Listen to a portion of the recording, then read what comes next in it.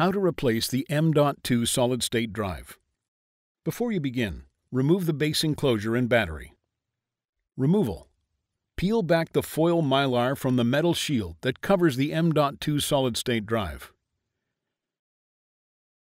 Remove the black P1 Phillips-head screw that secures the metal shield over the M.2 solid-state drive. Lift the metal shield and remove. Remove the silver P1 Phillips-head screw that secures the M.2 solid-state drive to the top cover. Grasp the M.2 solid-state drive by the edges and pull gently to remove. Replacement. Align the notch on the M.2 solid-state drive with the key in the M.2 solid-state drive slot on the system board.